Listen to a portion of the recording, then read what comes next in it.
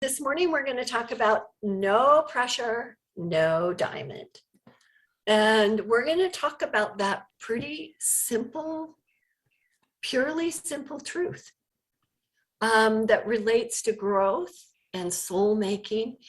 And soul has been something I've been really thinking a lot about the last year or so. And, you know, what is it?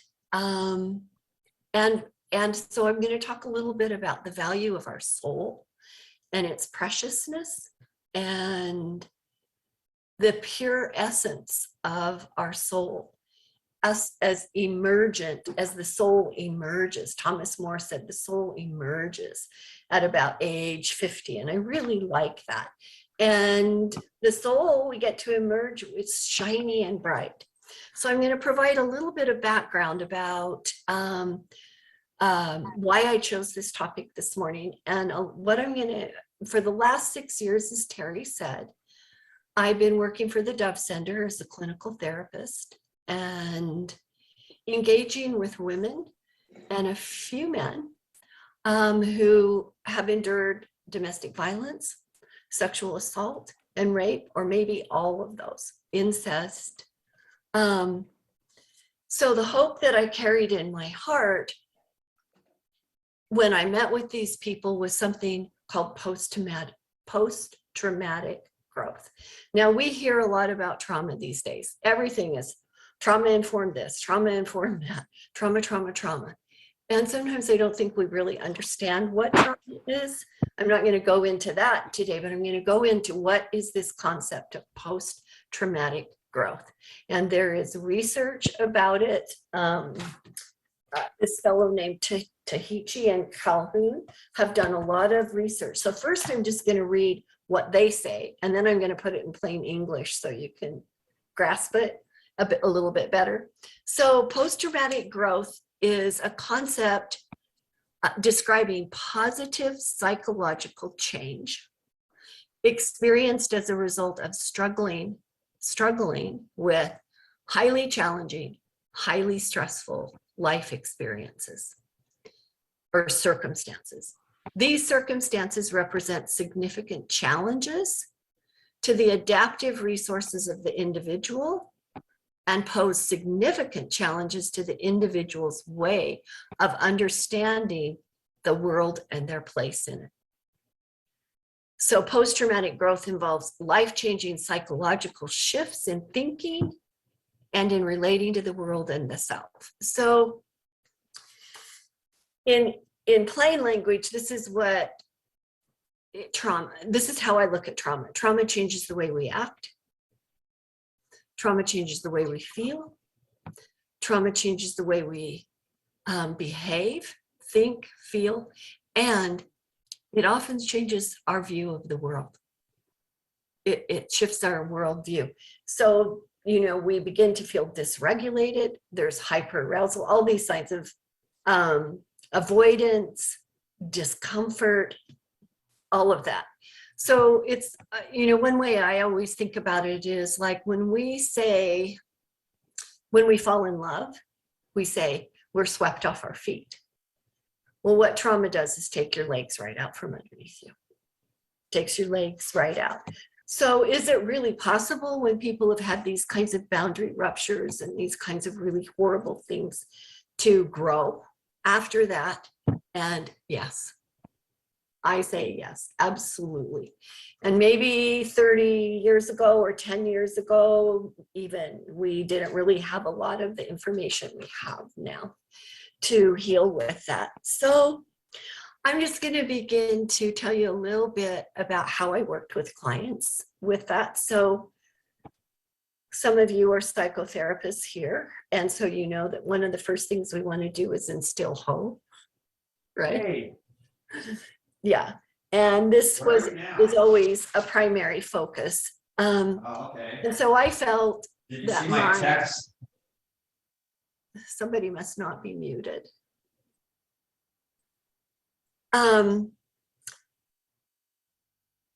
So that they needed to be kind of nudged towards this concept of the light at the end is not a train coming, It really is a light at the end of the tunnel.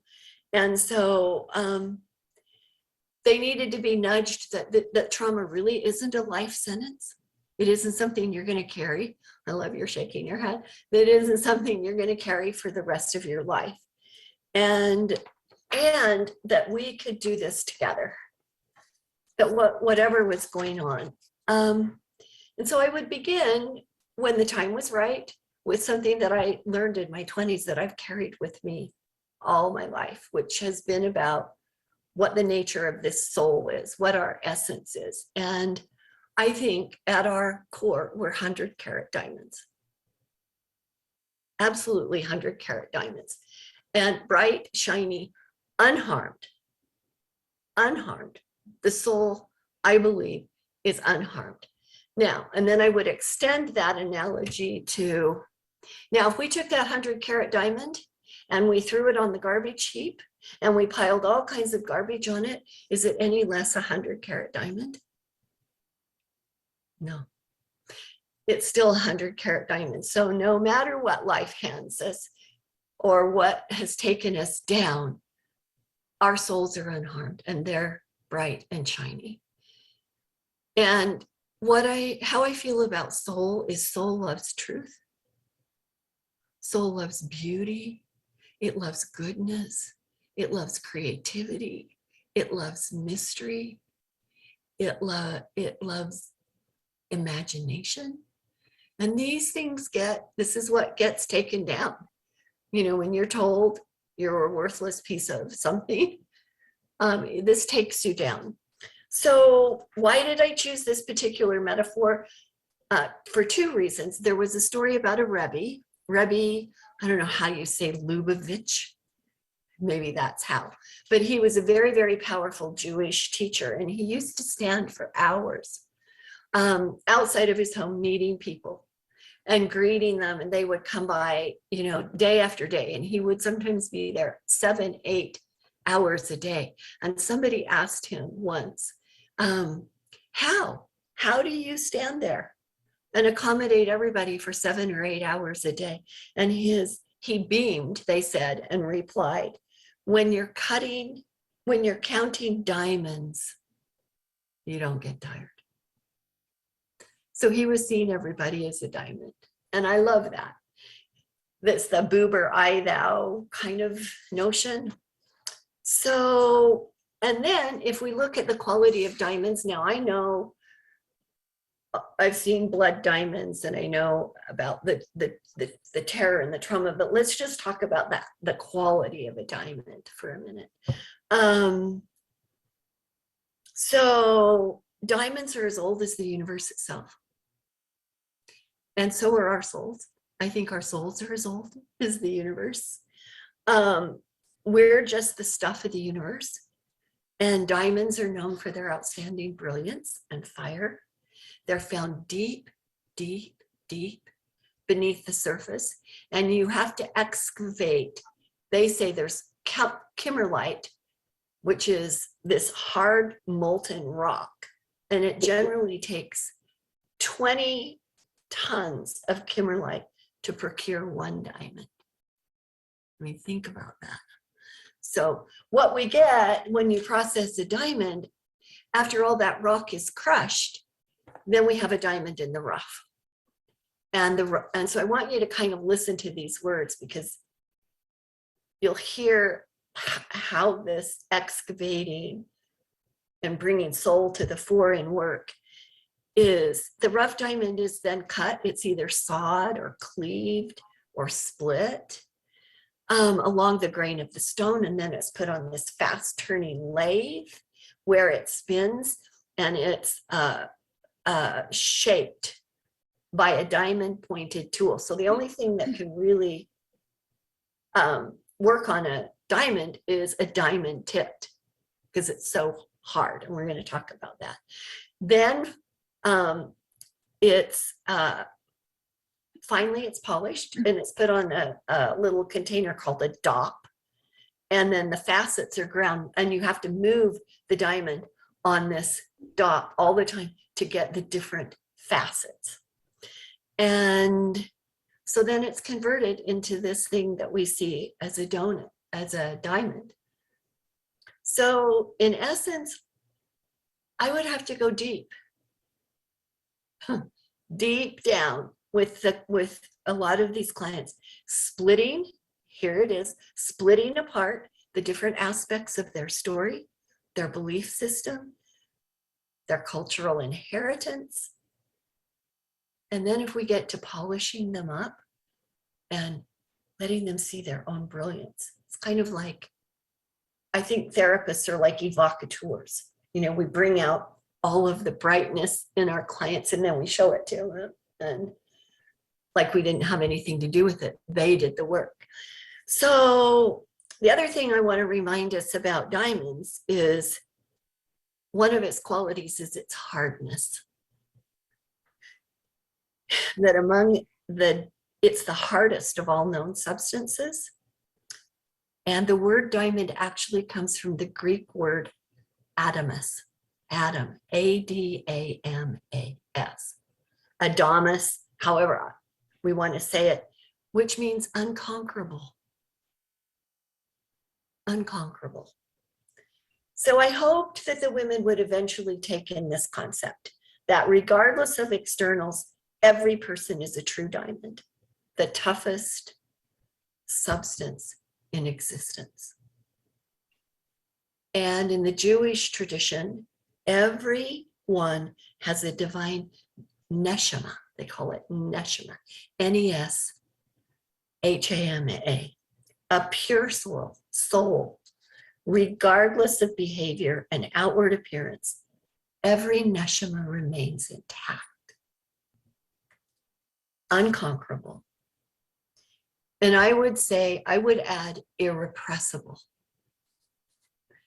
That the soul is irrepressible. It will emerge. It will tell us what we need.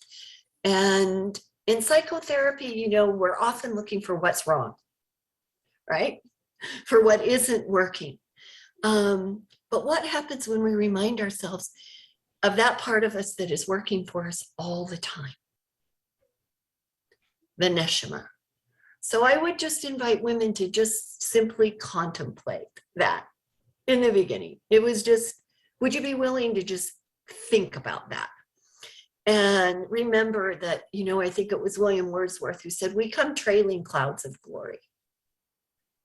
You know, the soul that rises with us, our life star, something like that. It's beautiful.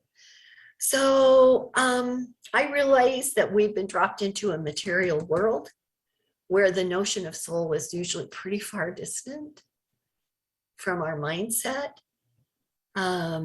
We talk about spirit and we talk about self and self-help, but we don't talk about soul. We don't even talk about it as something distinct from spirit. But I tend to ascribe to the idea that we're willed by some great force to demonstrate our power and our glory. And I'm sure you all do too, or you wouldn't be here, to illuminate the universe. So even though we seem to be uprooted from our spiritual habitat and from soul, so it's difficult. Makes it difficult to see the diamond in us all often.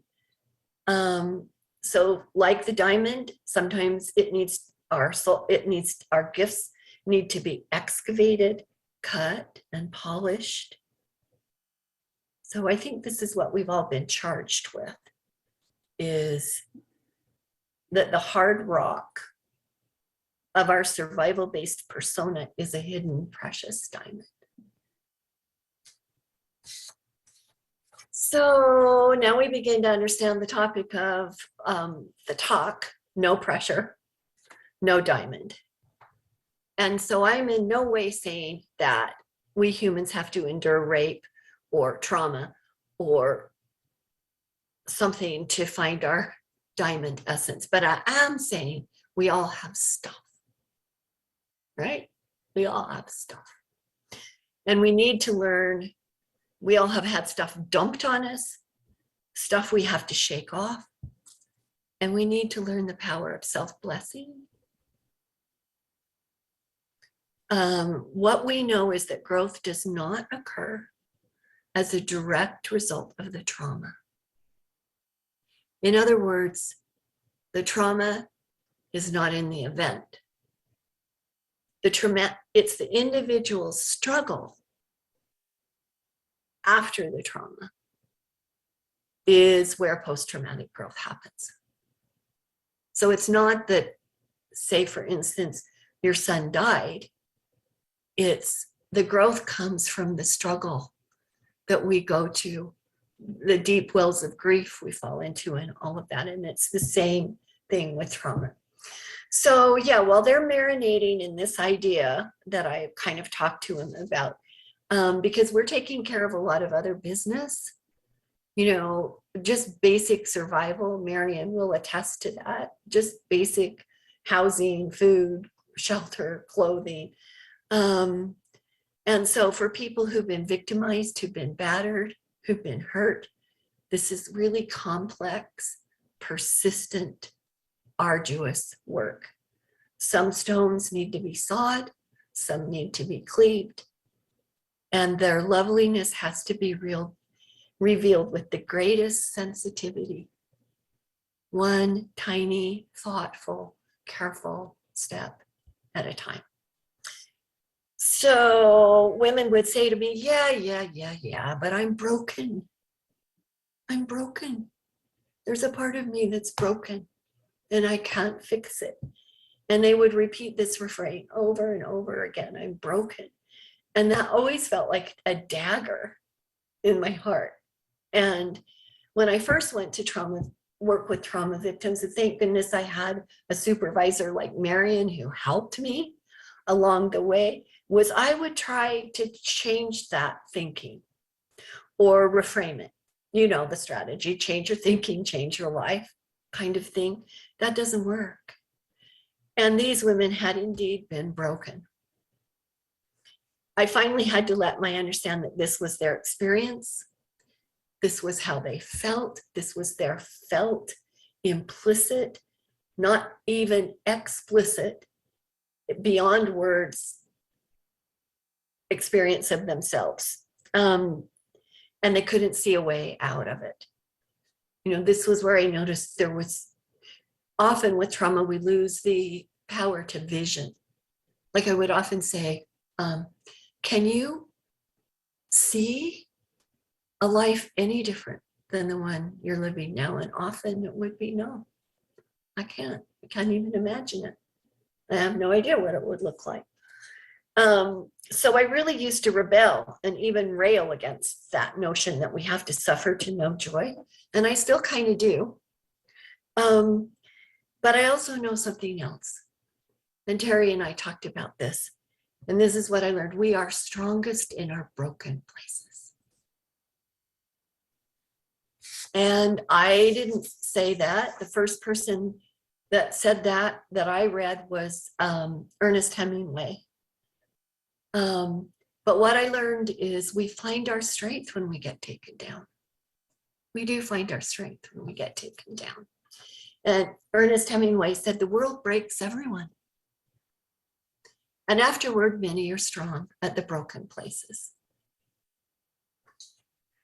So right now, I just invite you to just settle. This was a lot. And I just want to share the lyrics to a song with you. It's called Strong in Broken Places by David Liask.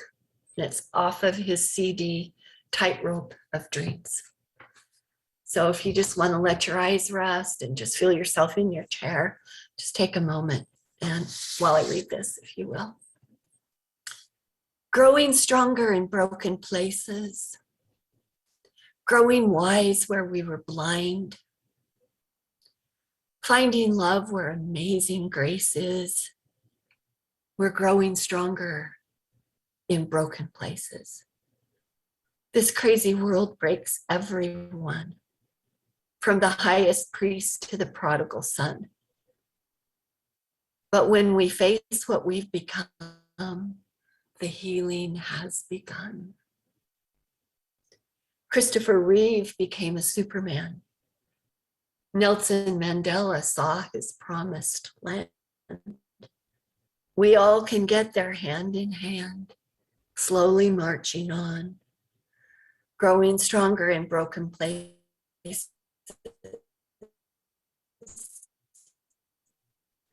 growing wise where we were blind, finding love where amazing grace is in broken places. In the darkest hour, like a frightened kid, in the darkest hour, I'm like a frightened kid.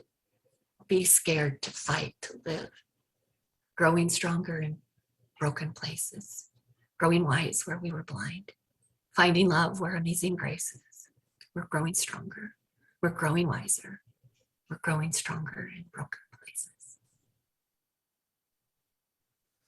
So somebody said, this is how we let the light in. Sometimes. So curiously, I'm finding that science is really moving towards this notion of spirituality. Dan Siegel calls it consilience. And, you know, it's strange to say that catastrophe is often the thing that liberates us, liberates our strength and our kindness and our wisdom. But what science is beginning to tell us is that a living system, which is robust, so a living system that's robust is one that breaks down and learns how to repair itself. I find that really curious. That is, I imagine, the essence of the spiritual path, a series of breakdowns that allow us to discover the truth that threads all of life together. How are we doing? Are we all okay? Can't see all of you. Okay, thanks. So it was Thomas Carlyle who first said, no pressure, no diamonds.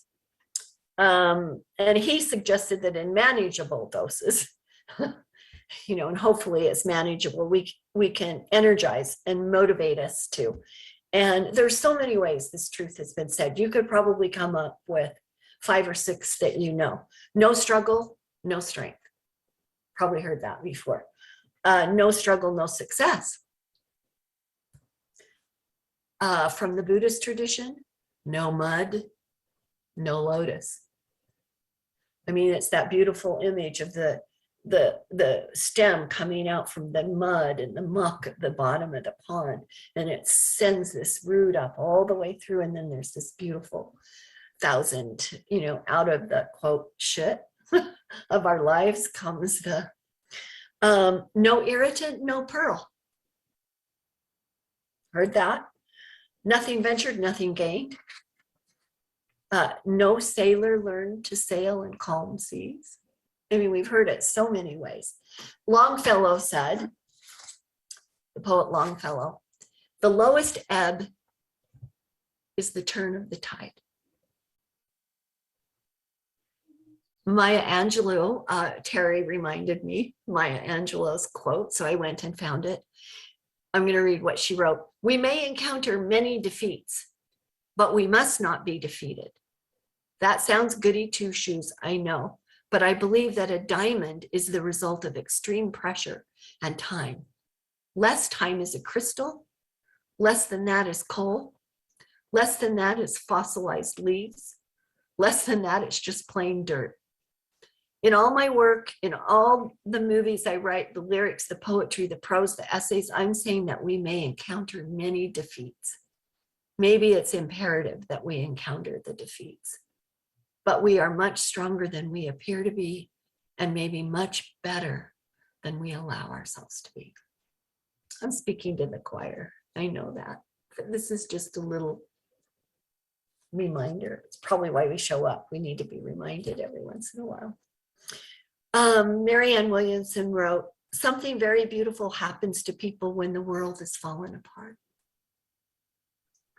A humility, a nobility, a higher intelligence emerges just at the point when our knees hit the floor. And Roshi Joan Halifax, she talks about an experience she had. And I'll read this too. She said, years ago, when I visited the space biosphere in Oracle, Arizona, I asked the scientist taking me around this environment of many ecologies why there were wires on the trees that were attached to the frame high in the structure of the biosphere. He explained that since there was no wind in the biosphere, the trees had nothing to resist. As a result, they had grown weak and needed to be held up. I found this most interesting, she writes. Like our bodies and our bones, we need something to resist against to make us stronger. So that was the beginning. Eventually, the clients, after working for a while, they would begin to accept these things. They would begin to find this place inside of them that we could call home, that finally felt safe. They finally felt safe enough to go inside. I can remember I've been teaching yoga for 34 years. And when I first came to Dove, I asked a client to close her eyes, like I've been asking students forever and ever. And she went into a full-blown panic attack right in front of me. And I went, oh my gosh, she's so scared to close her eyes. The world is so scary. So I had to learn a whole different way, of invitation. And so, after they started to kind of accept it, then we could start discovering and excavating and clearing away externals. So, yeah. Along the way, I learned a good many things from these women about despair, brokenness, betrayal, grief, hopelessness, helplessness, suffering, heartbreak, meanness, and cruelty. I also watched women climb up and out of their brokenness. I witnessed resilience, determination, grit, survivorship, power, will, transitions, standing at a threshold, sometime for a long time, like just kind of standing there, rites of passage. So it is, again, curious. Our culture doesn't really view catastrophe as a rite of passage. We usually try to control that. We try to suppress it. But we do the work anyway. And then I learned, I'm just going to share one more thing that really I learned strongly working with Dove, was the truth that nobody heals in isolation. We really can't heal in isolation. There was a 4-hour on PBS a couple of weeks ago about mental illness. It was incredible. It was called Hiding in Plain Sight. Did anybody see that? And these teenage kids were saying, I finally realized I needed to talk instead of just keeping this all inside. So it needs to be witnessed. Trauma needs to be witnessed. Grief needs to be witnessed. And so no one heals in isolation. And I realized that their lives were threaded together with mine. There's a beautiful Buddhist phrase that says, when one of us is cut, each of us bleeds. When one of us is healed, all of us are healed in one way or another. So I never saw my job was to fix them, because I didn't see they were broken, but I felt that my job was to walk alongside of them and give them permission to be wherever they were. I didn't care if change happened forward or backwards or up or down, as long as change was happening, because that meant something was moving. That meant something was moving. And what I realized too, there is that I really kind of grew up in a bubble. My life was pretty safe. I was never hurt. I was never harmed. I was never incested. But by reflecting deeply and by bearing witness with them, I was open to some very powerful truths, some of which I'm shared with you. So not every woman left with post-traumatic growth. But the ones that did moved from feeling powerless to powerful. They moved from feeling confused to clarity. They noticed that their interpersonal relationships were better. They noticed that they had a newfound appreciation for life. And Tedeschi, who has done this concept, actually there's an index, and we would give this index to clients. This is how Dove kind of was able to say, we are doing some good work here, that can measure the change in this, in post-traumatic growth. So they were better equipped to handle future challenges. I will never forget the 48-year-old woman who'd been married, no, let me see, yeah, she was 48, who'd been married 30 some odd years. And she said one night in group, coping strategies. Who knew there were coping strategies?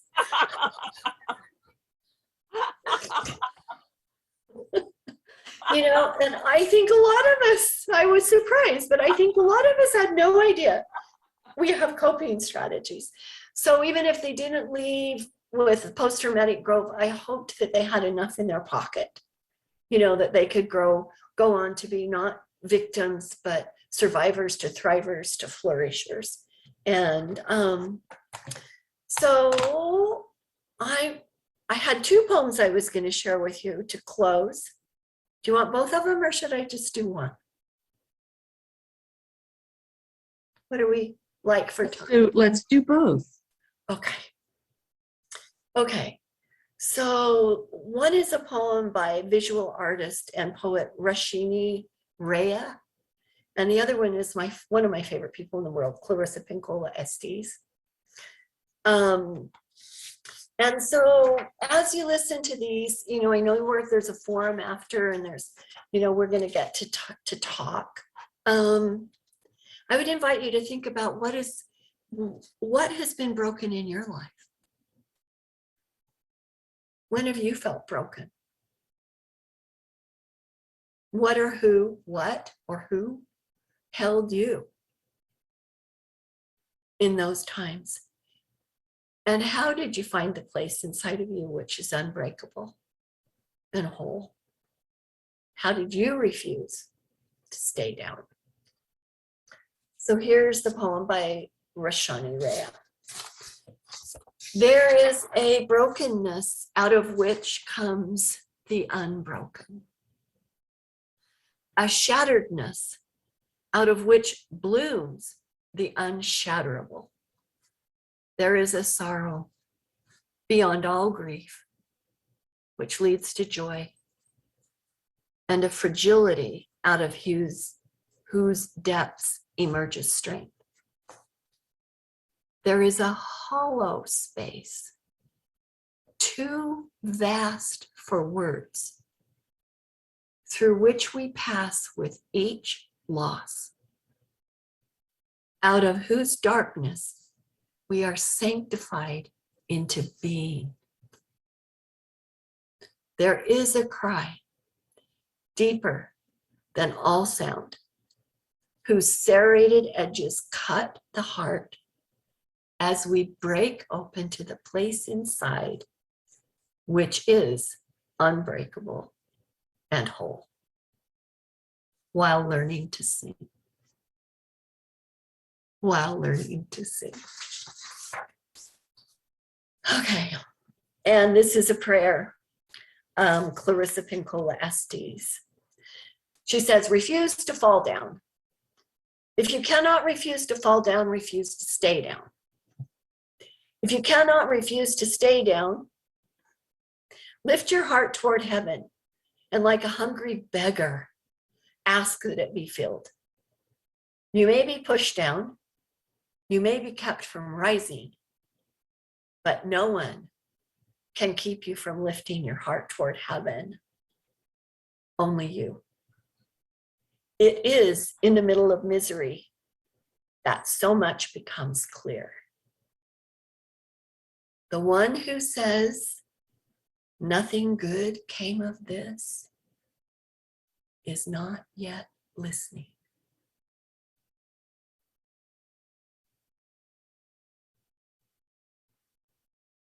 So, thank you. May you all be blessed. May you be shiny and brilliant. Amen and amen, and a little woman too.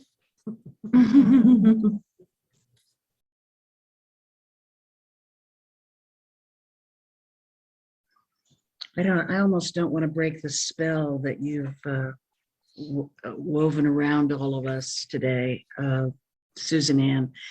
And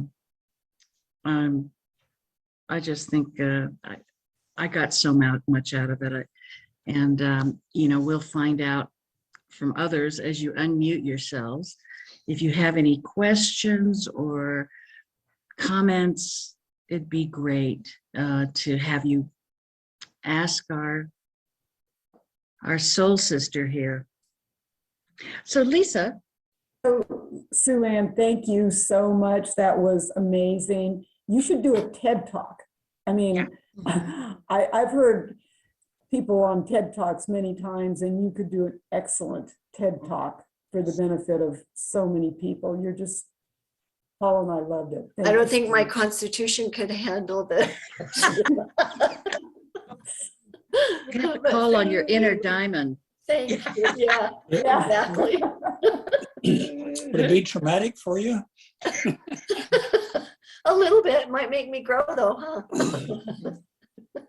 Yeah, thank you. That was very sweet. Thank you. You know, my heart really was there. You know, I just left. I've only been, I don't want to say retired, but just for a couple of months. But again, this was soul.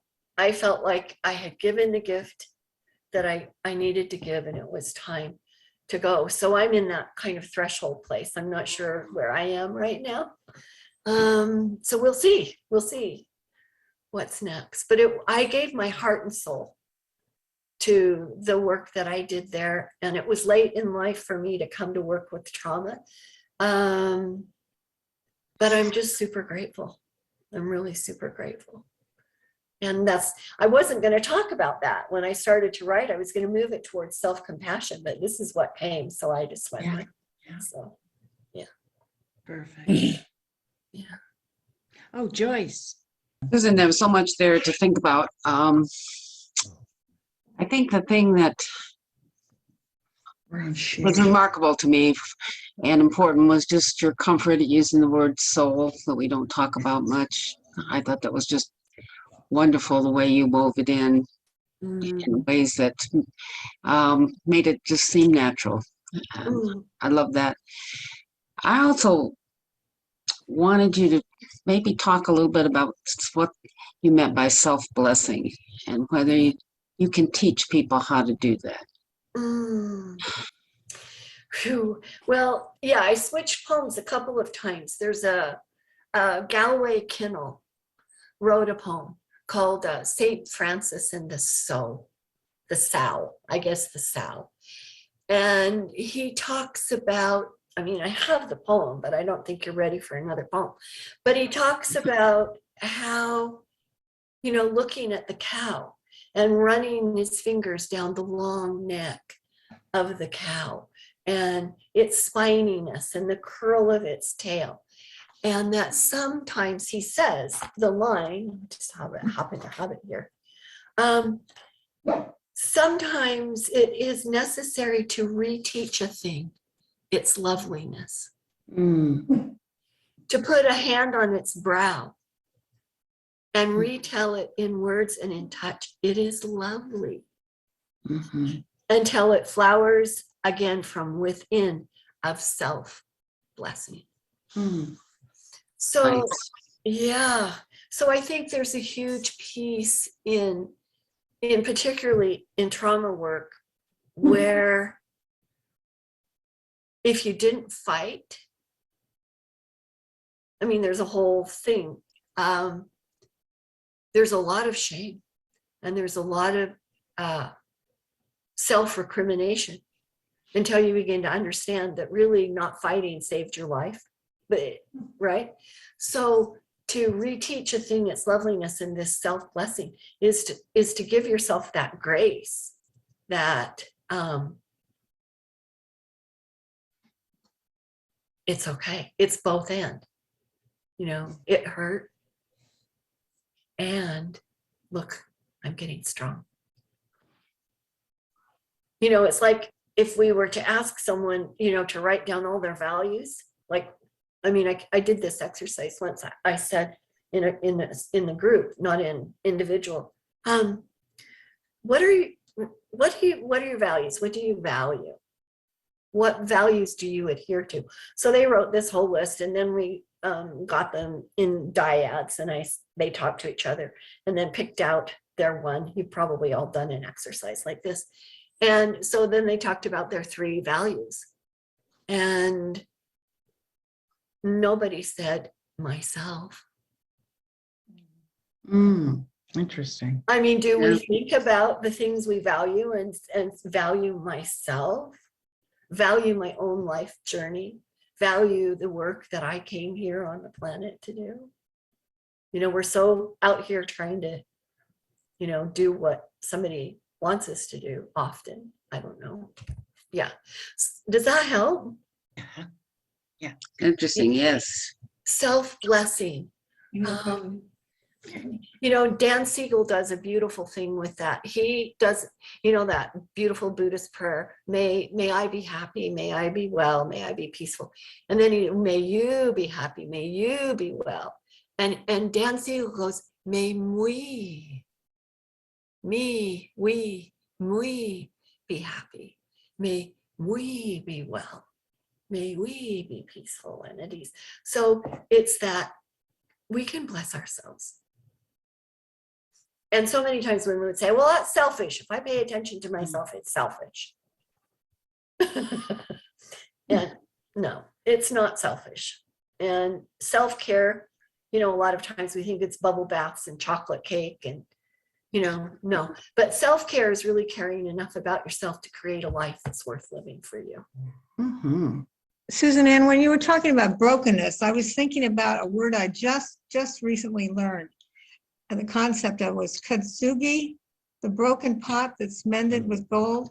And I was thinking that might be a great workshop for us to do. Perhaps everyone brings something that's broken to repair it. And the kintsugi pots are so much more beautiful with the broken place. Yeah. Would you ever thought about doing that? Would you maybe perhaps consider? Me? I don't put her on the You hadn't spot. considered it yet. Because I did have that, you know, I did consider bringing that concept in. Yeah, it's beautiful. And, you know, I mean, there's so many of those kinds of things. Yeah, it would be a great workshop, you know. And I was talking with Joyce earlier about the work of Francis Weller, you know, in grief work. And in grief work is gathering up the shards, you know, and the broken pieces of our life. You know, To have something, go ahead. kind of just to have something that you symbolize, that you see almost on an everyday basis to remind you. Yeah. And that they put it together with gold is really interesting. You know, I mean, there's an alchemical aspect of that, you know, so it's fascinating, this work. Yes, Shannon. Susan Ann, I'd love for you to add to your poems Invictus. You know Invictus? One of my favorites. It talks about my unconquerable soul. Anyway, I was teaching a group of Head Start mothers high school completion for GED prep. And they had preschool children, of course, and so did I at the time. It just happened. And sitting there together, even though it was not our goal, we became we all healed each other's souls by our stories, even while we were learning math and English. And then we pulled out that poem. Mm, It was great. I love it. Hmm. See, she should do the workshop. Yeah. Okay, yeah. Yeah. Is it Gordon? It's Gordon, yes. Yeah. I'm not Judy, but that's okay. Okay. I've really got a lot out of what you've been saying, Susan. Pardon my throat. I don't think a person could bless themselves if they don't feel okay. And that's the general psychological sense of I'm okay, you're okay. And I think the experience of trauma that you know well from having talked to so many people makes people feel not okay. I think every child who survived a classroom shooting has some PTSD and has come to think of themselves as not okay, as well as many other experiences that create PTSD. And so I like the fact that when you first started, you said, most of all, you want to give them hope, starting to get them on the path toward feeling okay. There's maybe some good that could come from all this. I guess I didn't have a question. Just wanted to say that. Well, I love that. I love that that you're questioning if we can really bless ourselves. And that is a really interesting thing. And, there's something that is, in the field now called parts work, where we look at different parts of ourselves. And we look at different, the child that hid in the closet when its parents were screaming. We can bless that child that's still afraid. That is self-blessing. But the child needs a friend, a parent, a counselor, or someone to start affirming them. Oh, beautiful. They need Yeah. help to get to the point where they can say, I'm okay, not just someone else telling them they are. Yeah, thank you. Difficult, isn't it? Yeah. And that's the notion. Thank you for no, we don't heal in isolation. Right. We really don't. Mhm. And some of us, when Terry said, my major work was gerontological social work, is finding out how little often older people are asked about their life.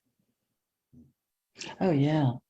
We don't get asked about, we're just, anyway, it's that same thing. We need somebody to see us not as just this old person, but this person that has a whole life and a whole story. And, thank you for it. I'm so glad to be living in St. George. My daughter says, Mom, how do you know all these really great people? I said, I don't know. I don't know. We all find each other. Yeah. Yeah. Are there any more comments or questions? Are we ready to, hey, Arlene. Arlene, go ahead. Thank you very much. I appreciate everything that you said today because it's so meaningful to me in my current circumstances. And one of the things that came up for me was when you were speaking about self-blessing, I thought about having self-respect. When I was growing up, people would say to me, you don't have any self-respect. Why are you doing what you're doing? And I never could figure out what they were talking about. As a younger person, well, that was a long time ago. And it just seems the self-blessing is knowing that who you are and what's inside and how you think is okay for me now. And I acquaint, if I'm correctly understanding what you've been talking about, that self-blessing is having self-respect. Would you agree, or am I not understanding correctly? I would agree. I would agree. Knowing your worth, knowing that you were born worthy, right? You don't have to prove your worth. We were born worthy, but see, we forget that. And yeah, we get a lot of, yeah, I do think it's, you know, I mean, when you say self-respect, I have so many, I love words. People who know me will know I love words. So words are just hugely. So respect comes from the word respicere, R-E-S-P-I-R-C-E-R-E. And if we take the word apart, second, look, spectacles, respect is the willingness to look again. Right? So we have self-respect, we look again at what our behaviors are or what our thoughts are. And we believe in second chances, you know. And, you know, I don't know who it was who said, we are the only species who gets upset with ourselves. Good point. I mean, we are so hard on ourselves, incredibly hard on ourselves. And, you know, what does it mean, you know, to a child? How old were you when you were told that? Oh, probably 12 years old. Yeah, I mean, it's like a mother saying to her kid, I just need you to respect me. Well, what does that mean? You know, a 12-year-old doesn't quite know what that means. And so, yeah, I'm still. Could I add something? Mhm. I'm at that age, I met a lifelong friend who I had for 69 years. And at that age, when we walked home from school, she told me, she says, you're a cut above. And I wasn't quite sure what that meant. Mm. But then I realized it was her way of telling me that she accepted me as who I was by being a cut above. Beautiful. See, that's what we call a resource in trauma work, is just that, is when we're beating up on ourselves. Remember that. That's a resource. Yeah. That we can call on. So it's Carol here. May I throw in something? Please. My dear friend Susan Ann, I could cry. As usual, you're just absolutely fantastic. So I want to share the first thing you said that was so beautiful and meaningful to me. When you spoke of the soul is the diamond and it is never broken. In a lot of the work you do, Susan Ann, you talk about going deep. And I think when we've been traumatized, something happens to us and we're living in a hurt space instead of remembering who we are. And we are that diamond. That's the true as the soul, as you said, never changes. That's who we are. The other is stuff that we're having to deal with, recover from, or you say magical words, Susan Ann. And you know me, I'm such a softie. I get so emotional. I can't speak these heartfelt truths without crying because that's who I am. I even cry when what are the big fancy beautiful Christmas horses that come on and march across the screen at Christmas time, and I get emotional. Pardon? Yeah, I can't think of the name of the horses. Those beautiful, beautiful horses at Christmas time when they pull the sleighs and their big hooves. And I mean, there's certain things in our life that have such value and meaning to us. That I've always been a softie. My kids always laughed at me because I'd cry in all the movies and the whole thing. At any rate, I thank you for that. You have words that have such deep value. And that's the key, to remember who we are instead of what happened to us. We get caught up in the trauma of what has happened, trying to deal with it and heal and move on, and we forget who we are. Thank you. I just am really touched, Carol, by your courage. And so I'm just going to say thank you. That was really beautiful. Thank you. Yeah. Suzanne, Marianne. yeah, I just wanted to thank you. Talk about memories, yes, and lots to ponder. And you know, you are an amazing woman, and I'm glad I had the chance to know you. So thank you. Thank you for sharing. Thank you, Marianne. And I tell people often, one of the most important things you taught me was not to work harder Mm, than the client. And Yeah. that was so many times so helpful. And that just being able to be slow, mhm, right? Be mhm. where they are. Yes, yes, Yeah. yeah. Thanks, Suzanne. Thank you, Yeah.